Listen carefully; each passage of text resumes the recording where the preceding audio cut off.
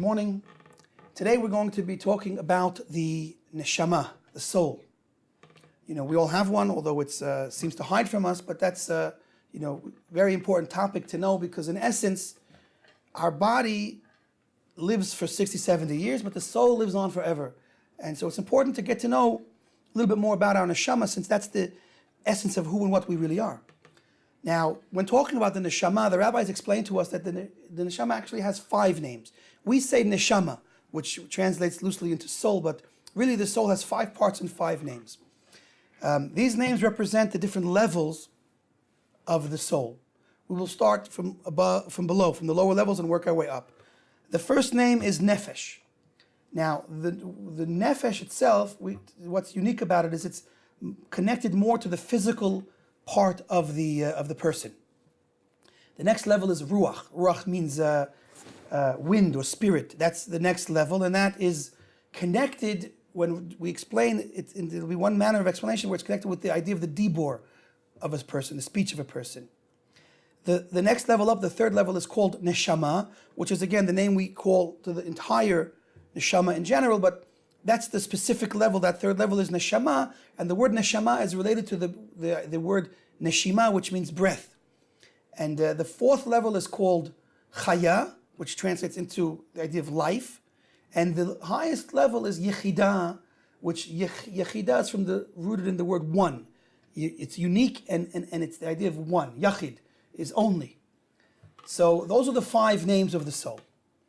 We're going to mainly start now talking about the holy soul, which is unique to the Jewish people. The holy books explain that the verse that says God breathed into man the breath of life.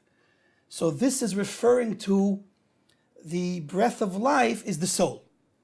Now, although this verse is spoken about in connection with Adam, which is the father of all mankind, the Zohar explains that this breathing, blowing into man, this soul, represents something that comes from the innermost essence of Hashem, so to speak, in blowing out into man this unique soul that is really a part of Hashem. The later rabbis explain and expound on this idea. It's on the verse from Eov. The pasuk says there that the soul is a part of God above. The soul is a chelek eloka mima'al.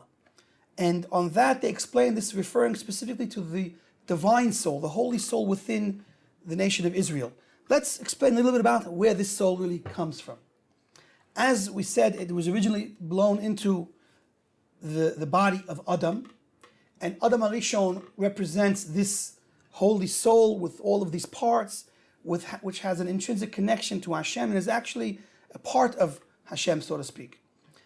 Unfortunately, after the sin, the level and stature of Adam was diminished, and this high level of neshama, the highest of the levels of the neshama, departed from him. And essentially, through Avraham Avinu, who is one of the first people to really rectify the sin of Adam, and of course Yitzchak and Yaakov continue to rectify the original sins of man.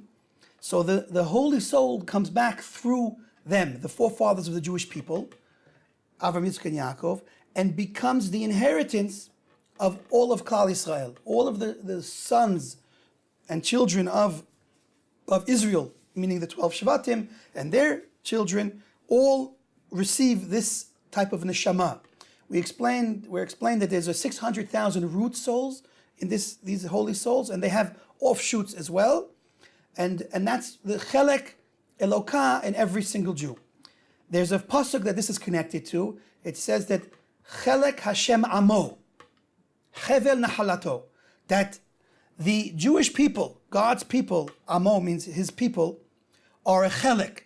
Chelek Hashem amo, literally a part of Hashem. God's people are a part of Hashem. Chevel nahalato, their inheritance is the portion of their inheritance, but literally the word chevel is a rope. And the mystics explain the concept behind this rope. All of our souls are connected to its source by virtue of this rope. And the more we elevate ourselves, and the holier we are, the stronger that connection is. Okay, so that's a little bit about the holy neshama within, and it's unbelievable. It's an aspect that's really beyond creation. That neshama, by virtue of having that neshama, the definition of what a Jew is changed, because ultimately everything that was created by God is categorized in creation. There's different levels of creation, different types of creation. There's of course the inanimate objects, then there's plant life, then there's animal life, and of course ultimately the highest level of creation is human life. And human life of course includes all mankind.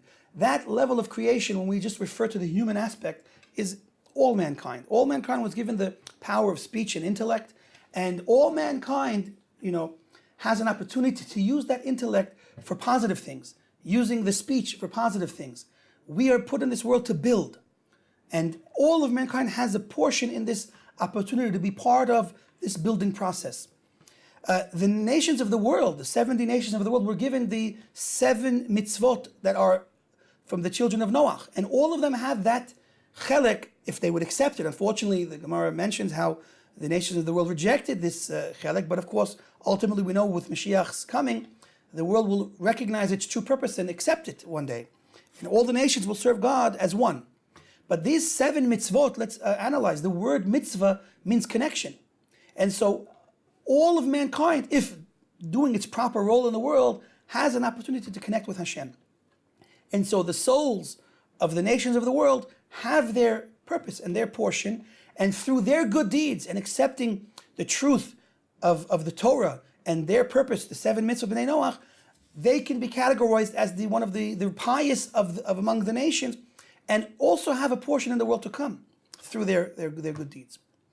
So that's what we call mankind. Human beings all have this opportunity to connect with their Creator in some way. However, the next category of so to speak, creation is the Yehudi. He's a unique category in creation by virtue of his holy neshama. That neshama is not part of creation. If we're listening carefully, that neshama is part of the Creator.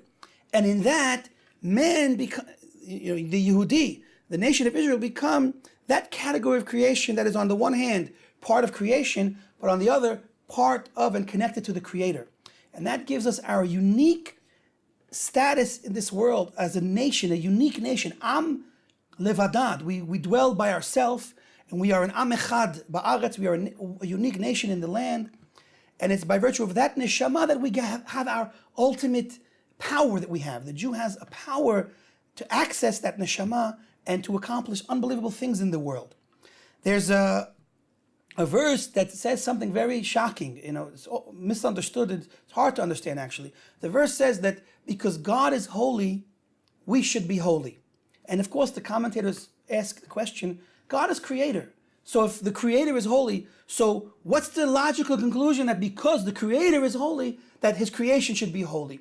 Okay, perhaps in some way we're meant to try to mimic Hashem, but that's only like that's not really in it. There's no real connection between Creator and the creation that we should have to be holy because God is holy. And the answer given to that question is that because God instilled within us a part of Him, so to speak, this chelek eloka, this divine soul, by virtue of that neshama, we have the opportunity to actualize that and live a holy life and become holy in the world through that neshama. Without that neshama, a command to be holy would be ridiculous. There is no command for any of the other creations to be holy. Do we command an animal to be holy? Is the cat supposed to be holy? No, the cat is a creation. And even this level of sanctity, this level of holiness is reserved really only for Am Yisrael. Even the nations of the world who have an opportunity to connect to Hashem in some way do not have access to this highest of spiritual levels, which is called the realm of holiness, which is the highest realm reserved for the nation of Israel when they actualize this potential of their holy neshama. We'll conclude with an interesting interpretation to one of the psukim in Chumash.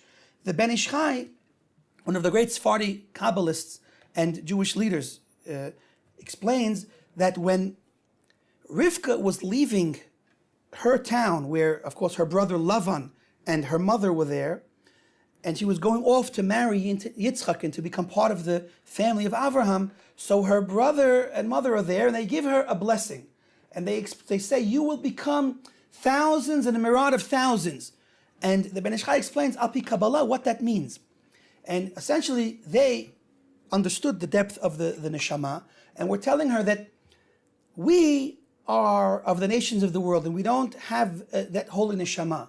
We don't have access to the highest spiritual realms, which correspond to the numbers of 1,000 and tens of thousands.